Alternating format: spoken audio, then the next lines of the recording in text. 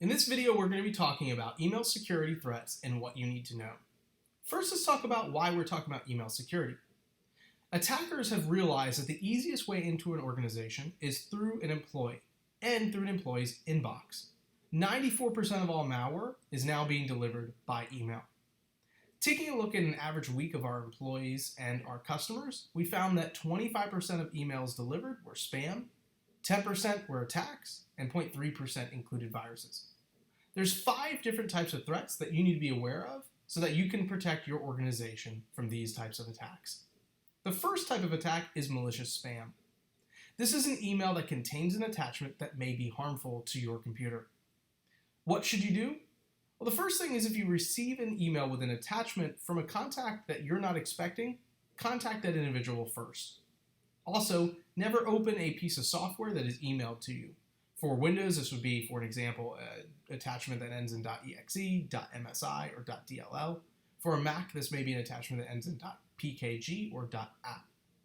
Also, if you ever receive a Word, Excel, or PowerPoint file that requires you to accept a plugin, also known as a macro, do not run that macro when you first open the document. It will normally ask you, and you do not want to run that macro because that could run malicious software directly on your machine.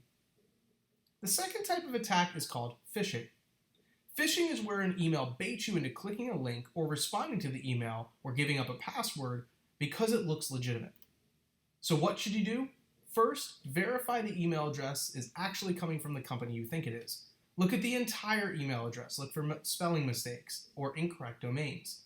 Hover over any links or buttons before clicking on them to verify the website that button links you to is accurate. And also, look for any reply to address that is different from the one that you received the email from.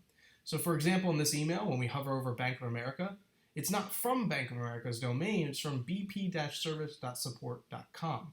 That should be a red flag.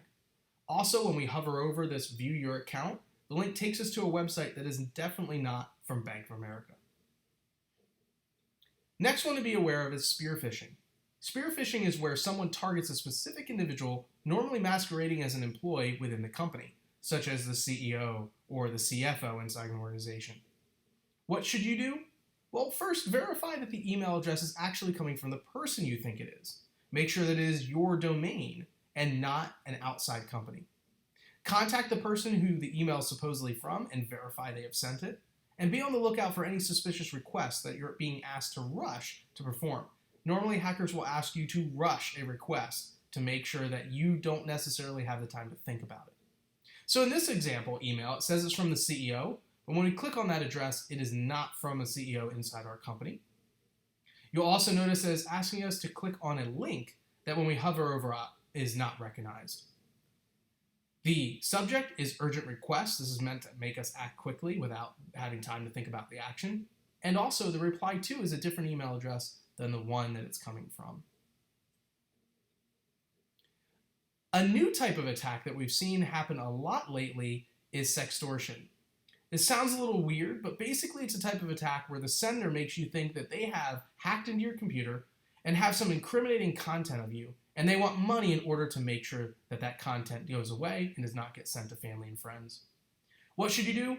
Look out for typos and misspellings. These emails are normally full of them because they come from non-native English speakers. They might also often ask or tell you that they have your password. Normally this is a password that's leaked off a website during a data breach, but they're using that to make you think that they really have hacked into your computer.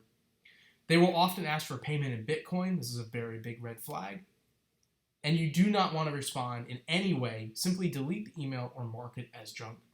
For example, in this email, you'll see usually in the subject line, they'll say what your password is. This is a password that is leaked due to a data breach. They'll threaten you to send different information to family and friends, as well as they'll ask for that payment in Bitcoin. The next type of attack you want to pay attention to if you're higher up in an organization is an attack called whaling. Whaling is where emails are sent to higher-ups inside an organization requesting payment or tricking them into a wire transfer. First thing you should do is look out for emails discussing payments that you do not expect to receive. Also, never perform a wire transfer of any kind without having contact over the phone. Do not respond to these type of emails. Simply delete them and mark them as junk. So for example, in this email, it's about a payment that we are not expecting. and they simply ask us to do a wire transfer because they are very busy. Now, in today's climate with COVID-19, there's a lot of scams going on right now. So it's very important to be checking your email because everyone is currently moving 100 miles per minute.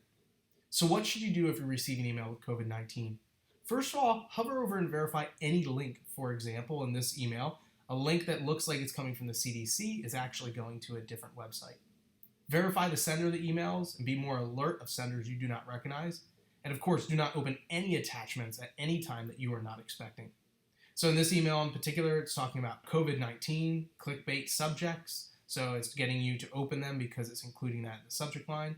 And this link does not lead to where it says it does. So overall, what should you be doing?